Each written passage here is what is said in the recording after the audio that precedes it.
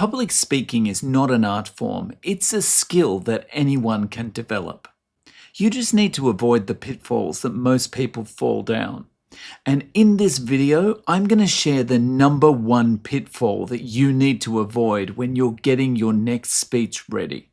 And if you can avoid this pitfall, your speech will be so much better, you'll be more confident, you'll speak more naturally, and your audience will be interested in what you have to say. Hi, I'm Dave Mack, and I've been a public speaker and a public speaking trainer for the last 16 years.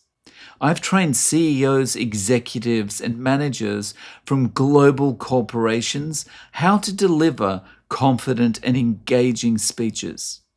So let's get into it. Here's the problem. You've got a speech that you've got to get ready. Maybe you've got to deliver it next month or next week even.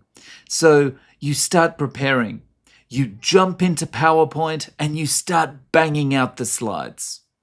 Let me tell you, this is the worst thing you can do. And if you start preparing this way, I can tell you, undoubtedly, your talk is going to be awful. And why is this? Well, I used to tell my trainees, PowerPoint doesn't suck. You do. And the point of that is, PowerPoint or Keynote is just a tool. And a tool can be used really well, or it can be used really badly. And when you begin your speech prep by banging out all those slides, you are misusing the tool. So here's why. Firstly, when you start your speech preparation by making your slides, you're locking yourself into a particular way of delivering the content. A way that's not easy to change later. In a way that's also very time consuming if you do try and change it. So by starting to create the slides and then thinking about what you're going to say, you're doing it backwards. The result of this is typically that you, as the speaker, stand on stage, click between slides, and use those slides as prompts, often looking back at the slides to judge where you are in the talk, perhaps flashing your laser pointer at the slides in a circular motion, all of that kind of thing. And this does one thing really, really well. It irritates your audience, potentially puts them to sleep, potentially makes them just switch off and start thinking about, what am I going to have for lunch? What's for dinner tonight? It's nearly time to go and pick the kids up from school. If you think about what PowerPoint and Keynote have replaced overhead projectors. And those overhead projectors were where the points that you wanted to highlight during your talk, you would kind of get the clear sheet and you would draw in felt pen the diagram, the graph, the image you wanted to present to people. And when you were talking about it during your speech, you would put that slide on the overhead and project it onto the wall so everyone could have a visual representation of what you were talking about. In those days, you wouldn't see someone starting to prepare their talk by creating hundreds of these clear sheets first with all the bullet points written down on them and loads of text and standing next to the overhead projector and moving from clear sheet to clear sheet to clear sheet, reading what's projected on the wall to the audience. That would never have happened. That would have been way too time consuming and would have defeated the purpose of the overhead projector. It was just to highlight the important parts and show something visually to the audience. But now that we have PowerPoint, we just bang information into PowerPoint and we go, here's our talk, here's our presentation. So the fundamental thing we really need to go back to is you are the center of your presentation. The audience should be listening to you.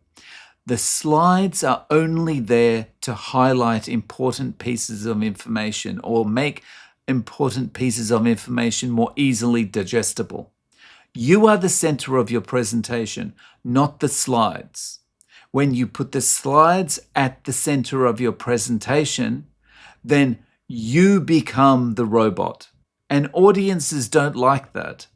If you're going to deliver like that, just email your slides to the audience. They'll be much happier sitting at their desk reading through the slides than sitting in a room listening to you read them to them.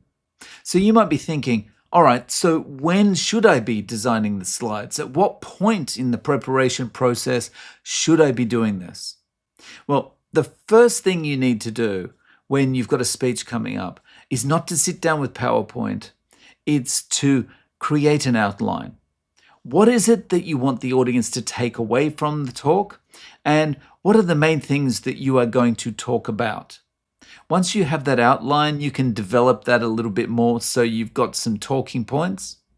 And from there, what you need to do is actually practice delivering your talk. Practice delivering your talk without any slides, without any prompts. Just practice delivering your talk.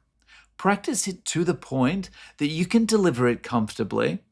And at that point, that's when you sit down and design your slides. And you ask yourself a question. Now that I'm comfortable delivering all of this information, what slides do I actually need to highlight important points throughout that talk? Or highlight information that might be easily interpreted if I represent it visually while I'm talking about it. And as you're going through and deciding what to do on each slide, think about this. If you feel like you need to put lots of text on any particular slide, that means you're making the audience read what's on the slide. And if the audience read the slides as you go along, they're not listening to you. When you put text on the slide, it should be like 1 or 2 kind of key points only. It shouldn't be slabs of text. If you need to give them references of slabs of text, print out some handouts and give it to them after the talk. Don't distract them during the talk. The point of the speech is that they are listening to you. If they don't need to listen to you, just email them the information. And if you want to discover how to overcome stage fright in seconds, watch this video next.